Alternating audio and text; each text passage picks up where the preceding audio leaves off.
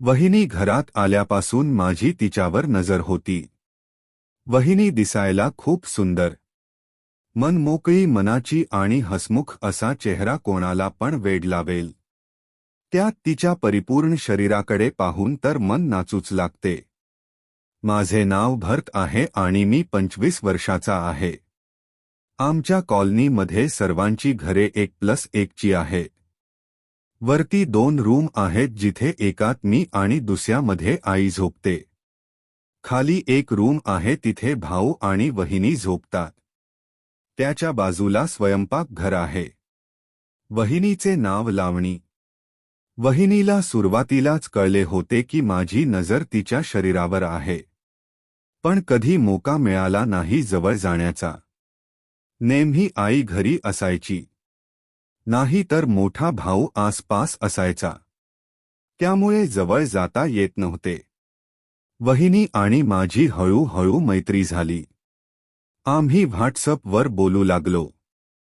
वहिनी भावाशी लपवून माझ्याशी बोलत असे. हळूहळू मी तिला माझे प्रेम असल्याचे कळवले. त्या दिवसानंतर आम्ही नजरेने बोलू लागलो होतो. मी वहिनीला कळवले की तिचे इंस्टाग्रामवर टाकलेले फोटो पाहून मी रात्री हलवते. माझ्याकडून मी पूर्ण प्रयत्न करत होतो की वहिनीला ठोकायला तयार करू.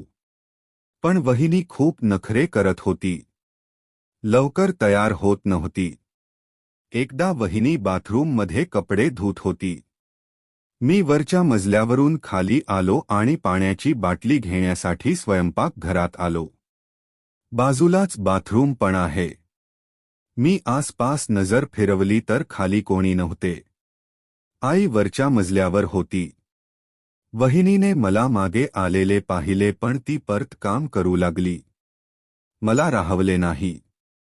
मी वहिनीशी इकडच्या तिकडच्या गोष्टी करू लागलो. वहिनीला पण कळून आले की मी मुद्दामून तिच्याशी बोलत आहे. तिने स्मित हास्य देत माझ्याकडे पाहिले आणि मान खाली केली. तोंडावर तिच्या हास्य मला दिसत होती. मी परत एकदा मान बाहेर वळवून आई आली तर नाही पाहिले आणि बाहेर पाहताना लगेच माझा हात मी वहिनीच्या बॉलवर आणला आणि जोरात तिचा बॉल दाबला. वहिनी दचकली आणि हळूच आवाजात म्हणाली, नालायक. आई पाहिलं. मी पण हळूच तिला म्हणालो, वर आहे. आणि असे म्हणत मी परत तिचा बॉल दाबू लागलो. कुरवाळू लागलो. वहिनी तोंडातून आवाज करू लागली, आहाहा. तिने पंजाबी ड्रेस घातला होता आणि वरून ओढणी बांधली होती आणि कपडे धुत होती. वहिनीचे एवढे मोठे आणि कोमल होते की लगेच माझा ताठला. काहीच कळेना असे झाले.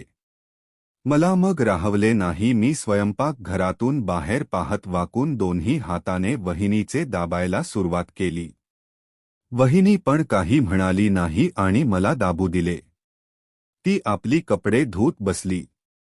एवढा मोठा होता एक बॉल की दाबून खूप भारी वाटत होते. असे वाटत होते की दुधाने भरलेले फुगे दाबत आहेत. तेवढ्यात मला वरून आई खाली येण्याचा आवाज आला. मी लगेच मागे झालो आणि बाटली घेऊन बाहेर आलो. माझी ऑफिसची बॅग घेतली आणि घराबाहेर निघून गेलो. त्या दिवसानंतर वहिनीला करायची खूप इच्छा झाली होती. काय करू आणि काय नाही असे झाले होते. वहिनीशी व्हॉट्सअपवर बोलताना मी तिला म्हणालो, फक्त माझे एक काम करा. जेव्हा पण मोका मिळेल तुम्ही माझ्या पॅन्टवरून एकदा माझा हाताने दाबाल का? वहिनी नाही म्हणाली. मी खूप प्रयत्न केला वहिनीला नवायचा पण खूप भाव खात होती. असेच काही दिवस निघून गेले. झोपायच्या आधी वहिनीच्या नावाने हलवल्याशिवाय झोप लागत नव्हती.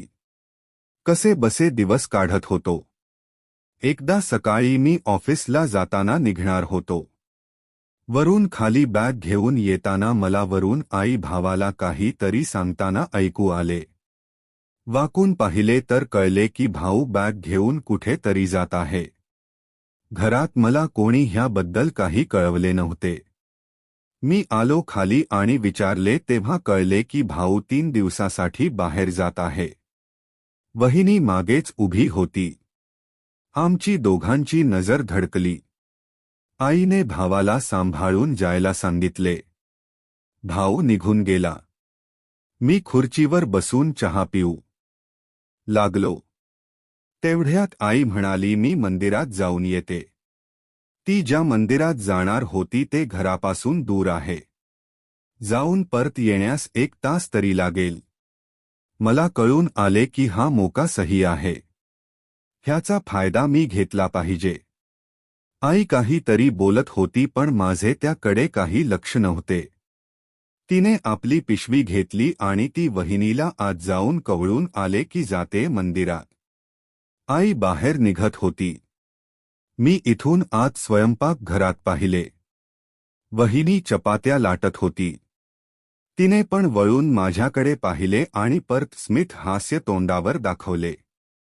तिच्या नजरेतच मला चावटपण दिसत होता. आई चपला घालून निघून गेली.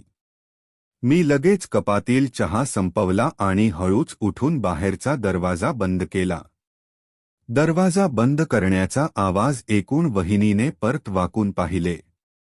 मी हळूच स्वयंपाकघरात आलो आणि वहिनीच्या बाजूला असलेल्या फ्रीजमधून पाण्याची बाटली घेतली आणि तिला मागून पाहत पाणी पिऊ लागलो. वहिनीच्या पाठीवरून खाली नजर फिरवली. वहिनीने निळ्या रंगाचा फुलांची नक्षी असलेला ड्रेस घातला होता. वहिनी काही म्हणत नव्हती. एक क्षण असा आला की मला राहवले नाही आणि एका हातात पाण्याची बाटली धरून मी दुसरा हात वहिनीच्या गाडीवर टेकवला. गाडीवर लावून गचकन वहिनीचा बोचा दाबला. वहिनी दचकली आणि तोंडाने आवाज केला, आह आहाहा. तिचा तो आहाहाहा आवाज ऐकून माझी धडधड वाढली. मी लगेच बाटली बाजूला ठेवली आणि दोन्ही हाताने वाहिनीची गाड दाबू लागलो. बघता बघता मागून मी माझे शरीर वहिनीला चिकटवले. दोन्ही हात पुढे आणले आणि तिचे बॉल दाबू लागलो. आह. मागून ताटलेला केल वहिनीच्या वर टेकवला आणि घासत दोन्ही हातात मऊ मऊ बॉल घेतले. वहिनी तोंडाने आवाज करत चपाती लाटू लागली. माझ्या स्पर्शाने वहिनी पण तापली होती. आमच्याकडे जास्त वेळ नव्हता. आई कधी पण येऊ शकते म्हणून मी वेळ न घालवता वहिनीच्या मानेवर किस केले. वहिनी तडफडू लागली. बॉल दाबत मी तिला सरळ केले आणि माझ्याकडे तोंड येताच मी तिच्या होठांना आपले होठ चिकटवले आणि घट्टमिठी मारून वहिनीला किस करू लागलो. आहाहन तिचे ते गुलाबी नर्म होठ चोखून काढले चांगले. पाठीवर हात फिरवत दाबत तिला किस करत होतो. उत्साहात मी तिचा टॉप वर करून काढत होतो पण ती नाही म्हणाली कारण आई आली तर वेळ मिळणार नाही घालायला. म्हणून मी तिचा ड्रेस वर करून ब्रा पाहिला. मी ब्रावर आपले तोंड घासू लागलो. वहिनीने मला तिचा ब्रावर करून आपले बॉल बाहेर काढून दिले. बॉल बाहेर येताच मी लगेच तोंडात निप्पल घेतला आणि चोखू लागलो. आहाहाहाहाहाहा आहाहाहा.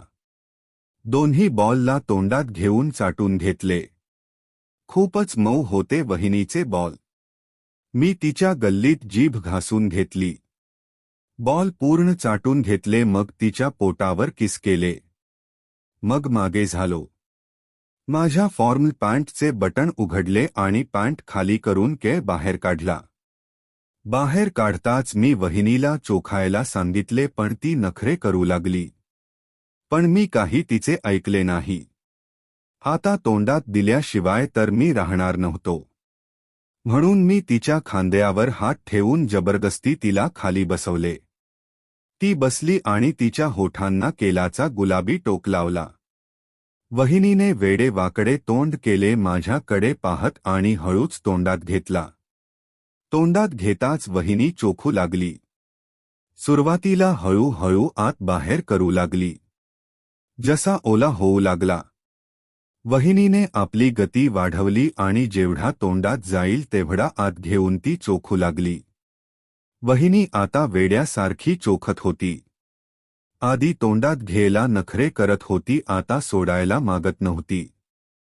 मला आता पपईची होती म्हणून कधी चोखायचे थांबते असे झाले होते. शेवटी मीच केल मागे घेतला आणि तिला थांबवले.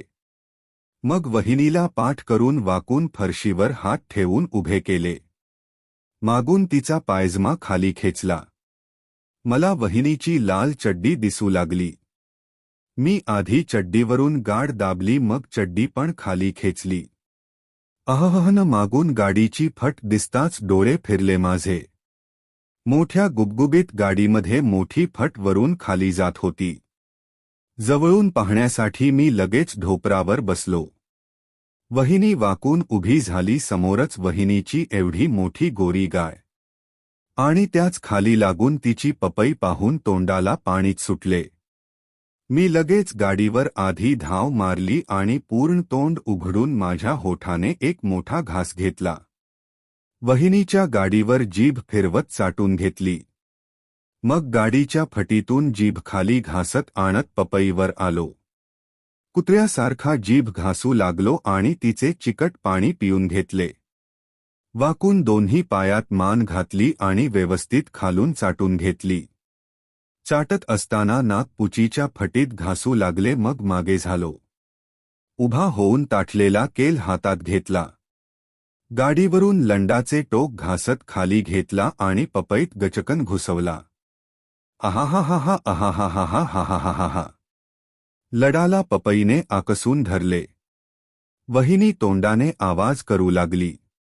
आहाहा अहाहा आहाहाहा आहाहाहा. मी आत घासू लागलो. आत बाहेर करत हळूहळू वहिनीला करू लागलो. एक वेगळाच आनंद मिळत होता. मी वहिनीची कमर धरली आणि दणादण ठोकत लागलो.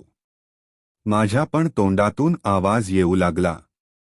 आहाहा आहाहा हाह अहाहा हाहाहा हाहाहा आहाहा आहा. खाली वहिनीच्या गाडीकडे पाहत लडाला पपईत घुसवत होतो. खूप मजा येऊ लागली. चांगेलच वहिनीला मागून. मग मी दरवाजा उघडलाच होता आणि समोर खुर्चीवर बसलोच होतो की तेवढ्यात आई बाहेरून आली. नशीब चांगले की आधी नाही आली. नाही तर आईला शक झाला असता.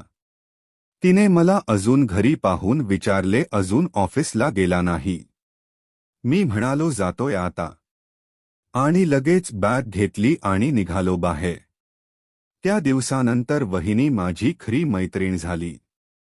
मी जेव्हा पण मोका मिळत असे मी वहिनीच्या गोया शरीराला हात लावून चान्स मारतो.